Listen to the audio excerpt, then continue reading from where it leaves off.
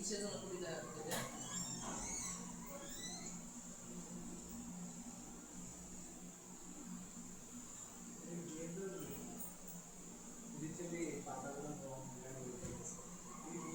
আমি কি জানি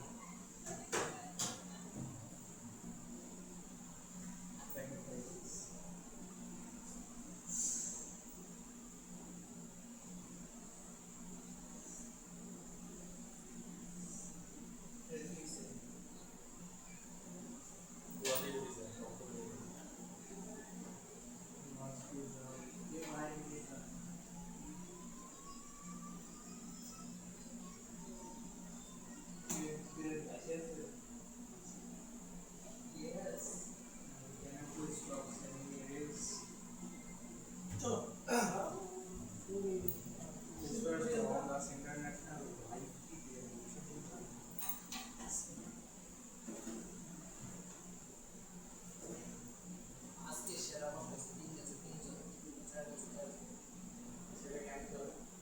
ওই যে সুইজের চুলটা সুইজের চুল কাটতো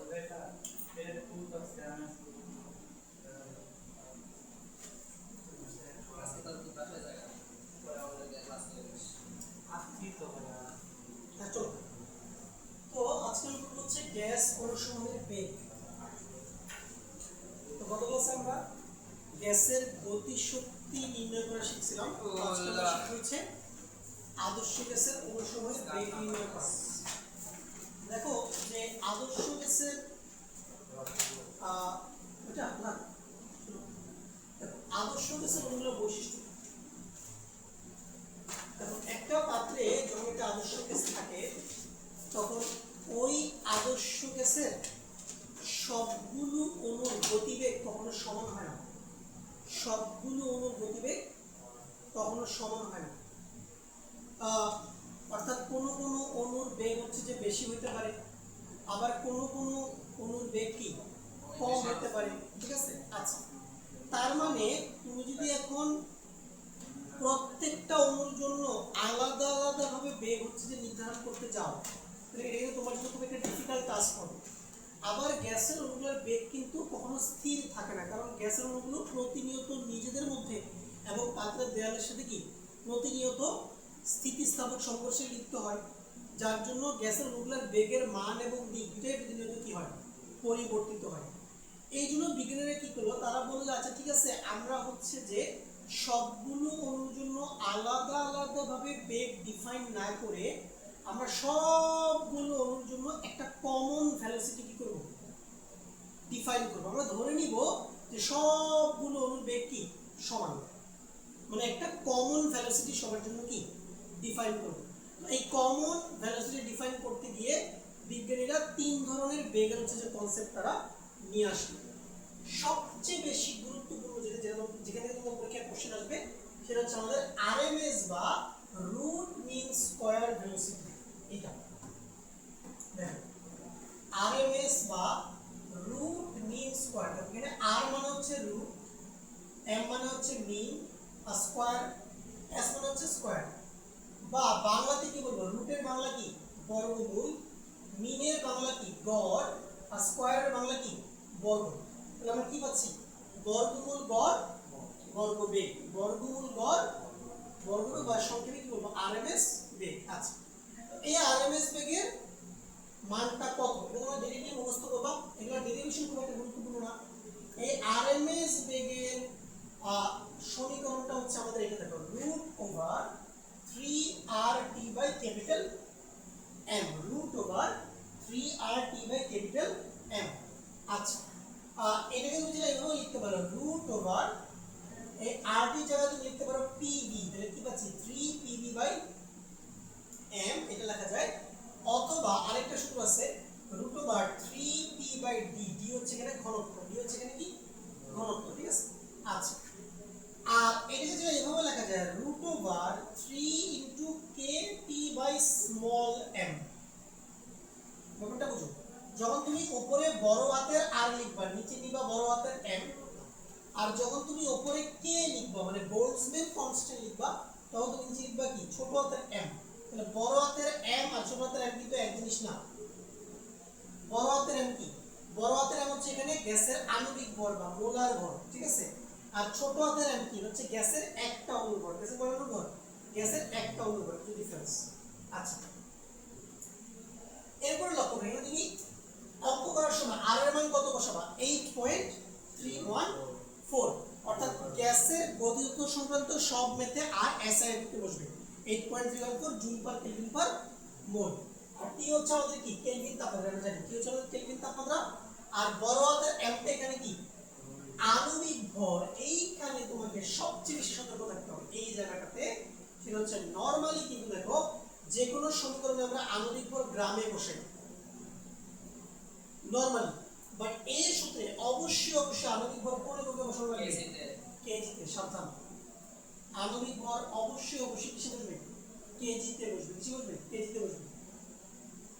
কেজিতে বসবে, সাবধান, কেজিতে বসবে।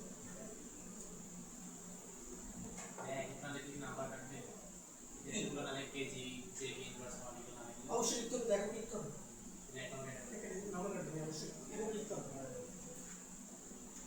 চলো বুঝা গেল আণবিক ভর অবশ্যই কি কেজি। চলো আমরা এবার একটু দেখি যে এই সমীকরণটা কিভাবে আসছে, একটু দেখি আমরা। চলো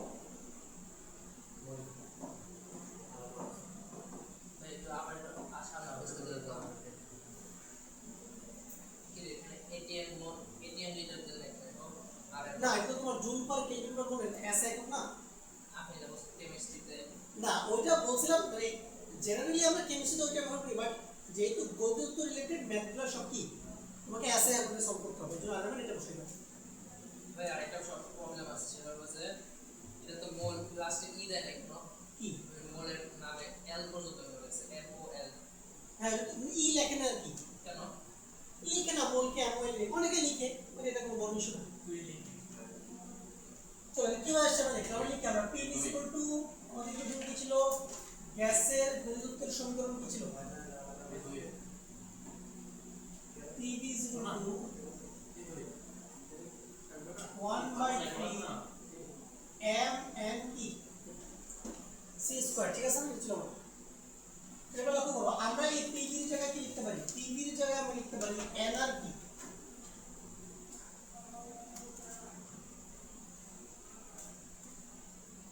সমান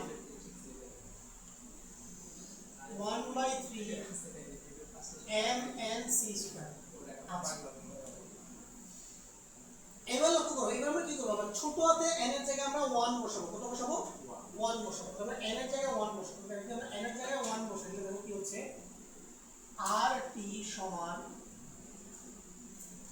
1/3 m। তাহলে যদি আমরা স্মল n এর জায়গায় 1 বসাই, এই ক্যাপিটাল N টা হয়ে যাবে NA।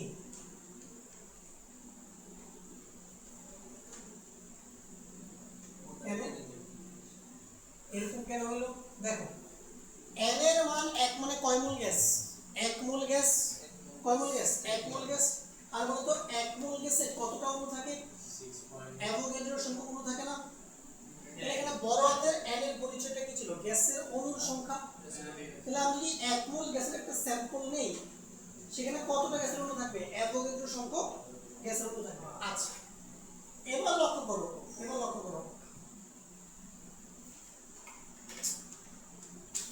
1/3 এবার লক্ষ্য এই জায়গাটা দেখা,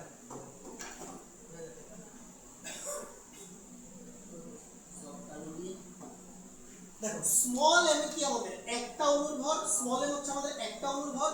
তাহলে আমি যদি একটা অণুর ভরকে অ্যাভোগাড্রোর সংখ্যা দিয়ে গুণ করি, একটা অণুর ভরকে যদি আমি অ্যাভোগাড্রোর সংখ্যা দিয়ে গুণ করি, তাহলে আমি পেয়ে যাব গ্যাসের আণবিক ভর। কি পেয়ে যাব? গ্যাসের আণবিক ভর। আমি লিখব বড় হাতের m এই বক্সের জায়গায়। কি পেলাম? RT সমান 1/3 mc স্কয়ার। তাহলে পরের আমরা লিখতে পারবো c স্কয়ার সমান 3RT/m। এর পরে লেখা যাবে CRMS সমান √3RT/m। এইভাবে তোমার ইকুয়েশনটা আসছে। তবে এটা মনে রাখবে, এটা কয় মোল গ্যাসের জন্য? আরএমএস বেগ হচ্ছে 1 মোল গ্যাসের জন্য, 1 মোল গ্যাসের জন্য। মোল আর মলিকিউলের মধ্যে পার্থক্য কি? মোল মানে কি? সেখানে অ্যাভোগাড্রো সংখ্যক অণু থাকবে, আর মলিকিউল মানে একটা অণু। এটা হচ্ছে পার্থক্য। এটা বাংলাদেশি নাম্বার +88025000 না না না না না না কাটে দে স্প্যাম নাকি? হ্যাঁ হ্যাঁ কাটে 8802 স্ক্যান স্ক্যান এটা +8802 শুনতে +8802 এটা আমার আর দিছে দাঁড়া কিছু স্ক্যান করে আসতেছে আজকাল। স্যামসাং এর যখন অটোমেটিক বলে দেয় স্প্যাম এটা আমারটা আছে ভাই। আমার তো ভাইয়া এই এক মাস আগে থেকে বলে না ইরান থেকে এক মহিলা কল দিছে, কল দিয়ে বানাচ্ছি রে। খোঁজ খবর জানতেছে, জানিয়ে বলতেছে যে ও ভাইয়া এটা রং নাম্বার, তো কেমন আছে? আরে কেমন আছে তুই কি করবে? রং নাম্বার কাটি দিবেন শেষ। হুম। ও জায়গায় আবার তোর পার্সোনাল ইনফরমেশন করছে যে আপনি কোথায় থাকেন, কোন কলেজে থাকেন, আপনারা আরে কোথায় পড়েন। এগুলো ইরান থেকে না, এটা বাংলাদেশ থেকে কল করছে, বলছি ইরান স্ক্যাম। এই আমি ওরা বলে কি আমি WhatsApp-এ হোয়াটসঅ্যাপ call দিছে। নাম্বার দিচ্ছি এই হোয়াটসঅ্যাপ নাম্বারে অ্যাড করেন আপনার WhatsApp আমাকে দুদিন আগে কল দিয়ে বলে আপনি কি একটা পুরস্কার পাইছেন, এত টাকা দিচ্ছেন। হ্যাঁ, আমাদের ওষুধ দেন। আপনার পয়সাটাকে অ্যাড করেন হোয়াটসঅ্যাপে কল দিছে, তো হোয়াটসঅ্যাপে আমরা এখানে লোকেশন দেখাই বলতেছে যে ইরান ট্রুকলার দেখেন নাম্বারও ইরানের, লোকেশনও ইরান, ওই জানে। আচ্ছা চলো, তাহলে আরএমএস বেগটা আমরা ভাই বুঝছি কিভাবে আসছে ইকুয়েশনটা। তো তোমার ডেরিভেশন লাগবে না, তুমি এই ইকুয়েশনটা মুখস্থ রাখবে, ঠিক আছে? আর এই ইকুয়েশনে ম্যাথ করার সময় সবচেয়ে বড় সাবধানতা, আমি আবারও বলতেছি, তুমি এই জায়গায় ভুল করবাই, সেটা হচ্ছে আণবিক ভর কি কেজি কেজিতে রাখবা, সাবধান ভাই। এই জায়গাটা তুমি ভুল করলে পাক্কা 3টা নাম্বার যাবে, বি কেয়ারফুল, বুঝছো? পরীক্ষাটা মনে করে দিয়ে। আচ্ছা এবার আসো, ওয়াই আরএমএস বেগ। আরএমএস বেগই বা কেন? দেখো চলো এবার আমরা একটু দেখি যে ভাইয়া আরএমএস বেগ কেন, তুই এক কাজ করিস, আগলি ফেস কম্পিটিশন, ওয়াই আরএমএস ঠিক আছে? আমিও যাবো আগলি ফেস ওয়াই আরএমএস। দেখো আরএমএস বেগের কনসেপ্টটা কি ভাই তোমাকে বলি। মনে করো তুমি একটা পাত্র নিলা, এই পাত্রটাতে 3টা গ্যাসের অণু আছে। কয়টা? 3টা। কয়টা গ্যাসের অণু আছে মনে করো? 3টা গ্যাসের অণু আছে। এখন মনে করো 3টা গ্যাসের অণুর বেগ আলাদা, সবার বেগ আলাদা, সবার বেগ আলাদা। ধরো প্রথম অণুটার বেগ হচ্ছে C1, দ্বিতীয় অণুটার বেগ হচ্ছে ধরো C2, আর তৃতীয় অণুটার বেগ ধরো ভাইয়া C3। প্রত্যেকের বেগই ভাইয়া আলাদা। এখন ঝামেলা হয়ে গেল না? সবার বেগ তো ভাইয়া আলাদা। তাহলে কেউ যদি আমার এসে জিজ্ঞেস করে বলেন তো ভাই এই পাত্রে থাকা যে কোনো একটা গ্যাসের অণুর বেগ কত, তখন আমি কি আনসার দিব? আমি কি এক্সাক্ট আনসার দিতে পারবো? আমি কি আনসার C1 দিব নাকি C2 দিব নাকি C দিব, কোনটা দিব? তাহলে সমস্যা হলো না একটা। বলবো আপনি গুনে নেন, আমি জানি। তাহলে দেখো, যেহেতু পাত্রে থাকা প্রত্যেকটা গ্যাসের অণুর বেগ ডিফারেন্ট হতে পারে, এই জন্য সবার জন্য আলাদাভাবে বেগ ডিফাইন করাটা মুশকিল। এই জন্য বিজ্ঞানীরা কি করলো, তারা বললো একটা কাজ করি, তাইলে সবার জন্য আলাদা বেগ ডিফাইন না করে সবার জন্য আমি একটা কমন ভেলোসিটি ডিফাইন করি। প্রত্যেকটা অণুর জন্য কি একটা সাধারণ বেগ বিবেচনা করি। তাহলে আমরা প্রত্যেকটা অণুর জন্য প্রত্যেক অণুর জন্য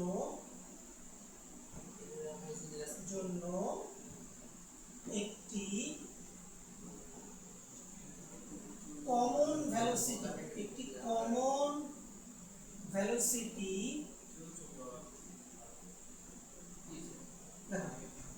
প্রত্যেক অণুর জন্য একটি কমন ভেলোসিটি ডিফাইন করি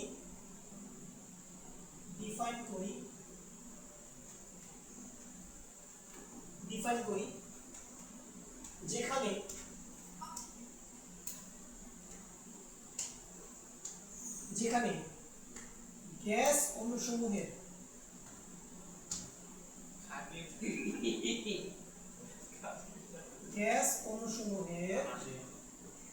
মোট গতিশক্তি, যেখানে গ্যাস অণুসমূহের মোট গতিশক্তি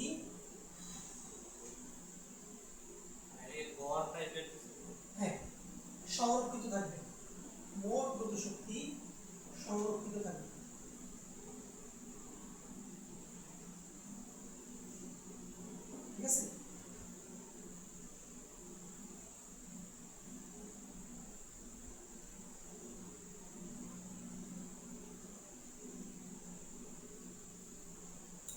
এবার দেখো প্রত্যেকটা অণুর ভর কিন্তু সেম, কারণ প্রত্যেকটা অণুর সাইজ কি সেম।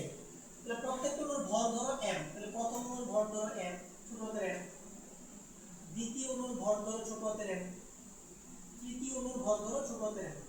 আচ্ছা তাহলে আমাকে বলো তো, এখানে বলো প্রথম অণুর গতিশক্তি তাহলে কি হবে? হাফ m c1 স্কয়ার, ঠিক আছে না? এটা হচ্ছে প্রথম অণুর গতিশক্তি, হাফ m v স্কয়ার, ঠিক আছে? তাহলে দ্বিতীয় অণুর গতিশক্তি কি হবে? হাফ m c2 স্কয়ার, ঠিক আছে না? আর তৃতীয় অণুর গতিশক্তি কি হবে? হাফ m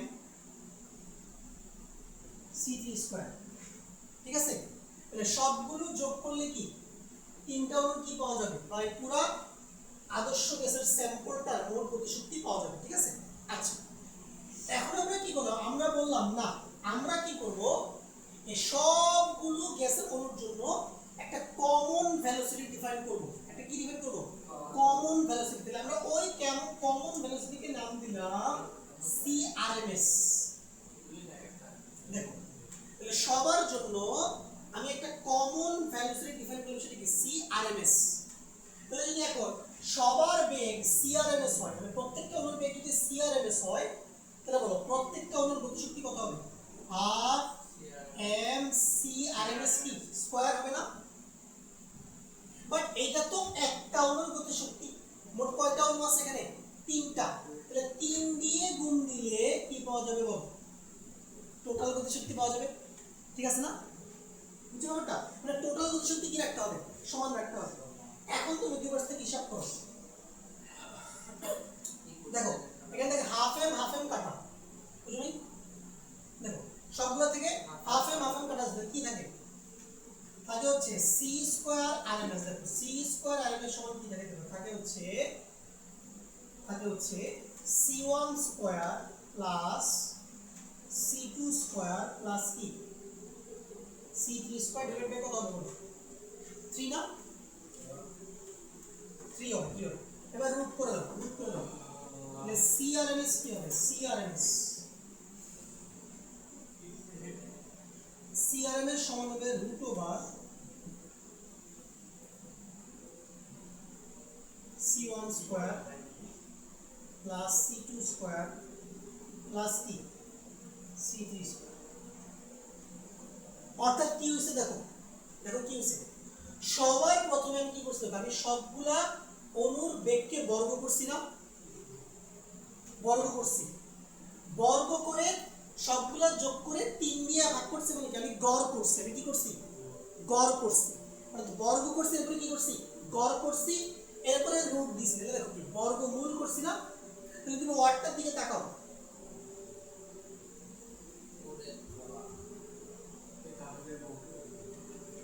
কি আছে এখানে? বর্গমূল, গড়, বর্গমূল। মানে কি সবার প্রথমে বর্গ করছি, এরপরে গড় করছি, এরপরে কি করছি?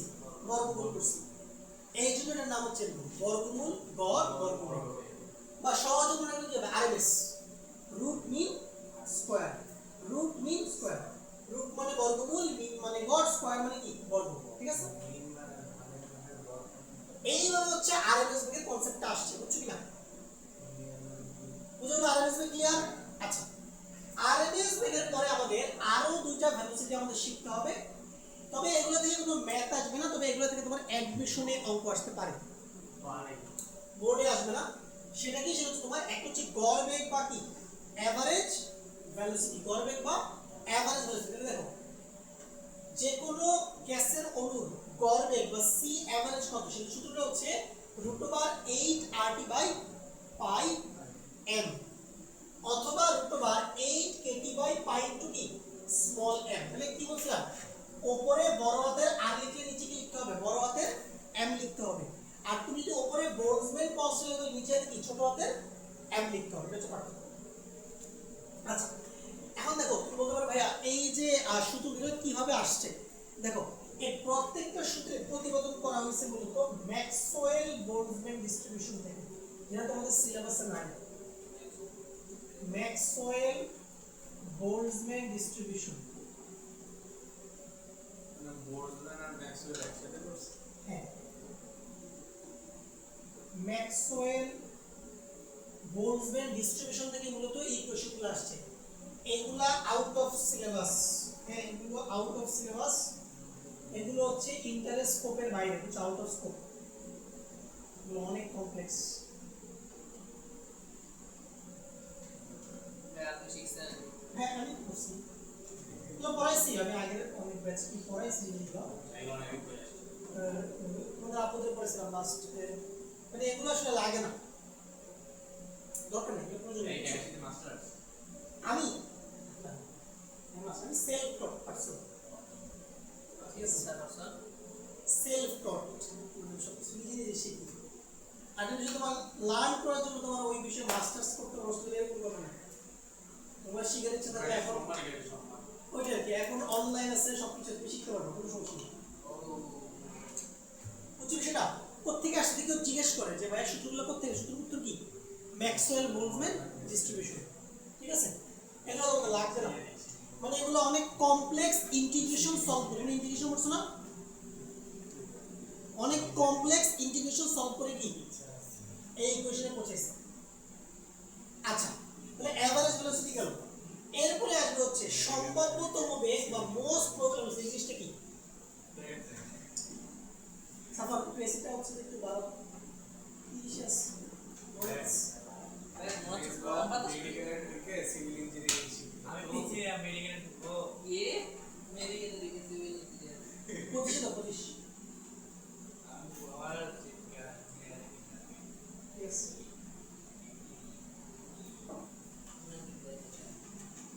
আরে গেল স্যার তাহলে এবার আমাদের সম্ভাব্যতম বেগ বা মোস্ট প্রবলেম ব্যাপারটা কি দেখেন, ব্যাপারটা এগুলো কিন্তু বুঝে মনে করো, দেখো এই গল্পটা মনে করো একটা পাত্রে 10টা গ্যাসের অণু আছে, 1 2 3 4 5 6 7 8 9 10 এক বাকি আছে। ও কোথায় বলে দেবো? প্রোবা দেখ পাপ আছে বা আচ্ছা মনে করো এই 10টা অণুর মধ্যে, দেখো 10টা অণুর মধ্যে মনে করো 7টা অণু, ধরো 7টা অণু 15 mS/1 বেগে চলতেছে, আসলে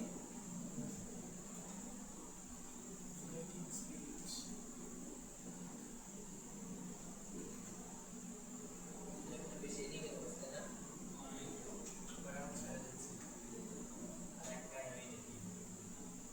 অ্যাকশন মুভি নেই, অ্যাকশন দেখি উপর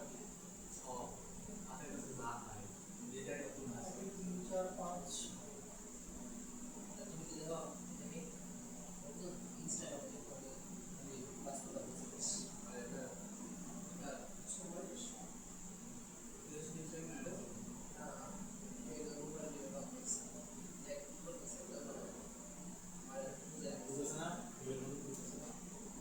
বুঝতেছি তো কোন জিনিস বুঝতেছি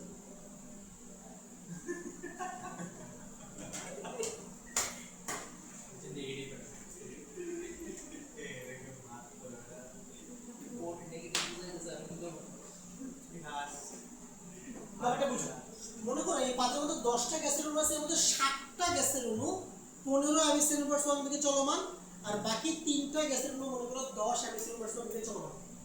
এখন যদি তোমাকে আয়শা কেউ জিজ্ঞেস করে যে ভাই বলেন তো এই পাত্রে থাকা যে কোনো একটা অণুর গ্যাসের বেগ কত, তুমি 10 বলবো নাকি 15 বলবো বলো তো? যেটা করবে সেটা বেশি তো বড় 15, কেন?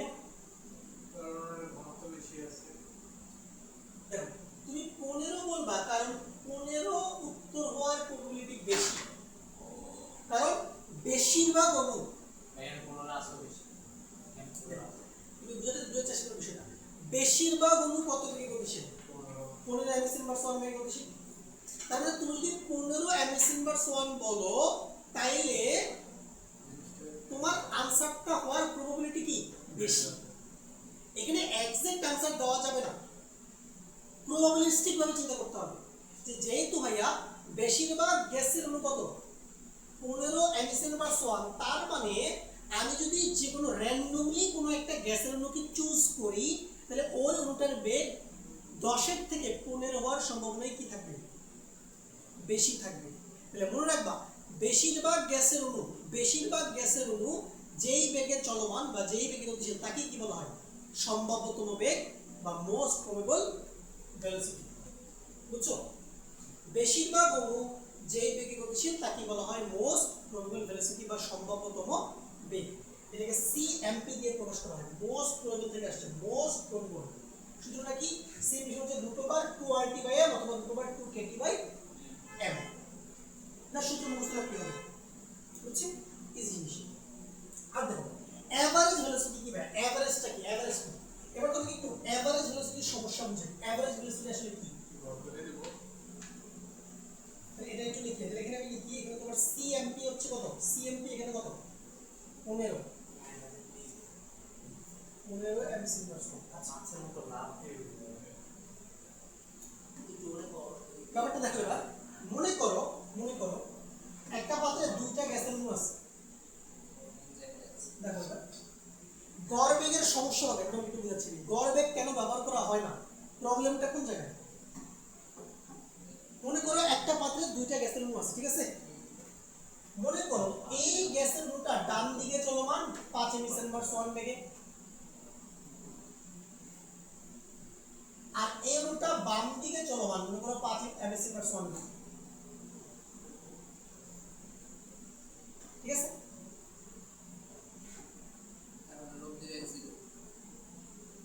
আচ্ছা ঠিক আছে, এখন দেখো যদি আমি এভারেজ ভেলোসিটি বের করতে যাই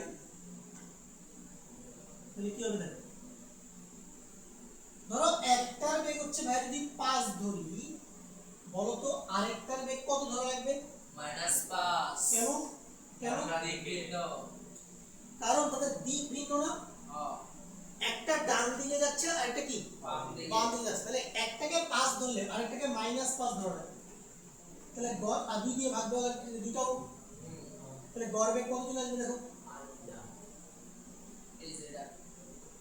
এটা কি সম্ভব, এটা কি পসিবল না, গ্যাসের অণুর বেগ কি 0 হওয়া সম্ভব, সম্ভব না, নট পসিবল, এটা সম্ভব না।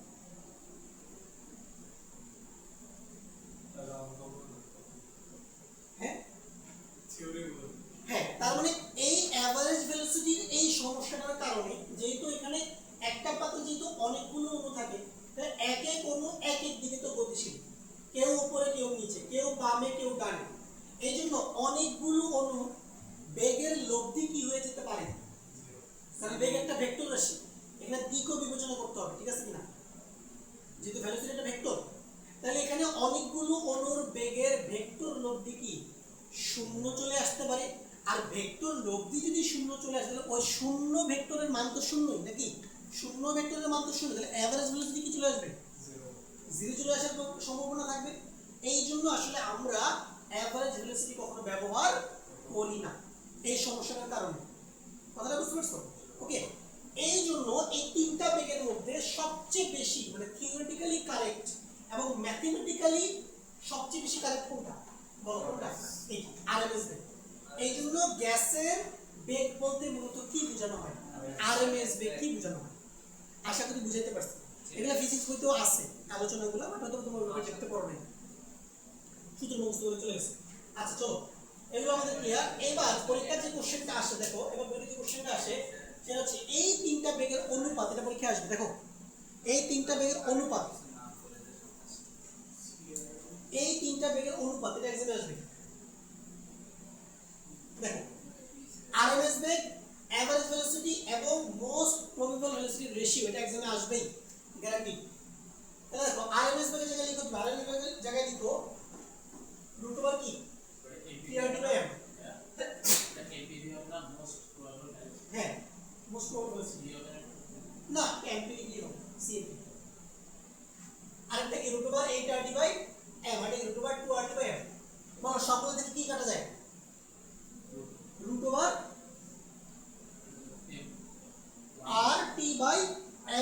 সবগুলোর মধ্যে কি আছে RD বাই m আছে, RD বাই m আছে, এটা কাটা যাবে। তাহলে RD √RD বাই m বাদ দাও, কি থাকে? এখানে থাকবে √3, এখানে থাকবে √8/π, এখানে থাকবে √2। এবার এগুলোতে দশমিক দিলে দেখো কি আসে। √3 কত সবাই জানো না 1.73, √2 কত 1.41, স্ক্যান আর √8/π কত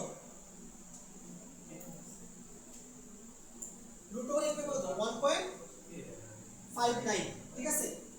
তাইলে এই অনুপাতটা দেখে আমাকে বলো তো, এই অনুপাতটা দেখে আমাকে বলো তো গ্যাসের অণুগুলোর কোন বেগের মান সবচেয়ে বড়? বলো তো কোন বেগের মানটা সবচেয়ে বড়? তিনটা বেগের মধ্যে কোন বেগের মানটা সবচেয়ে বড়? আরএমএস বেগ সবচেয়ে বড়, আরএমএস বেগ সবচেয়ে বড়। কথা বুঝছো? আরএমএস বেগ আছে, তারপর কি আসে কোন বেগের মান সবচেয়ে অধিক? আরএমএস বেগ। এবং এই অনুপাতের মানটা ডিরেক্টলি এমসিকিউতে আসতে পারে, বুঝছো আমার কথা? এমসিকিউতে আসতে পারে। এই অনুপাতটা অনেক সময় এইভাবে নাও আসতে পারে। এই অনুপাতটাকে টিচাররা চেঞ্জ করে দিতে পারে। কিরকম দেখো, স্যাররা চালাকি করতে পারে। কিরকম দেখো, আমি চাইলে সবগুলো মানকে 1.41 দিয়ে ভাগ দিতে পারি না? দেখো তো অনুপাতের নিয়ম অনুযায়ী দেওয়া যায় ম্যাথমেটিক্স।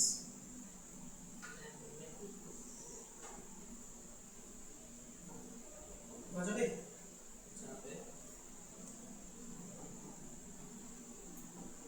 আমি তো বলছি অনুপাত 90%। দেখো তো এইবার ভাগফলগুলো কত আসে? টেবিল থেকে দেখো তো এরকম টেস্ট ইজ পুরো সময় করে টেবিল আনছো? আনছি আমি একবারে উপরে আসলো দাঁড়াও না এই যে ভাইয়া দেখো কত তুমি বের করতে আসবে। এটা তো 1 আসবে, এটা তার 7 দাও 1.23 হ্যাঁ 1.23 এর পরে পুরো বের করে দিলে 1.89 1.13 1.13 এইভাবে রেশিওটা করতে আসবে। দেখো এই রেশিওটা কিন্তু এক্সামে এইভাবে আসতে পারে। 1.226 আরে তো তারপরে অনেক কথা বুঝতে পারছো? তাহলে এইভাবেও আসতে পারে রেশিও, এইভাবেও আসতে পারে। তাহলে অপশনই কিন্তু দুইটাই যদি থাকে একটু চেক করে নিবা ভালো করে, ঠিক আছে?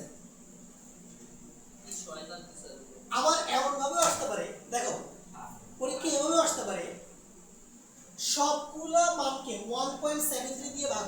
দেখো সবগুলো মানকে কত দিয়ে ভাগ? 1.73 দিয়ে ভাগ, এভাবে আসতে পারে। সবগুলো দিতে ভাগ আসতে পারে তখন কি অন্যরকম হবে রেশিওটা? হ্যাঁ যদি সবগুলোকে 1.73 দিয়ে ভাগ দিই, আবার আমি যদি সবগুলোকে 1.59 দিয়ে ভাগ দিই, তাহলেও কি রেশিওটা আরেকরকম আসবে। তার মানে এটা মোট 4টা রেশিও পসিবল, 4টা রেশিও পসিবল। মানে একটা রেশিও কি জাস্ট ম্যাথমেটিক্যালি আমরা ম্যানিপুলেট করে করে কি নতুন নতুন রেশিওতে রূপান্তর করতে পারি।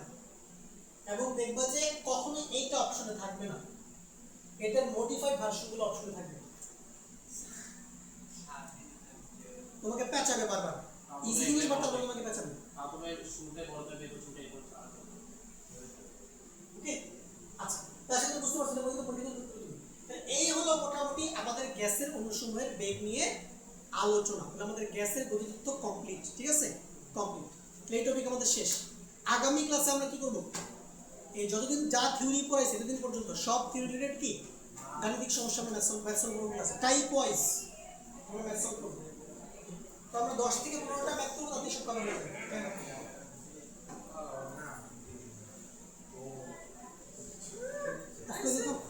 নিজের পেজ করে যাইতে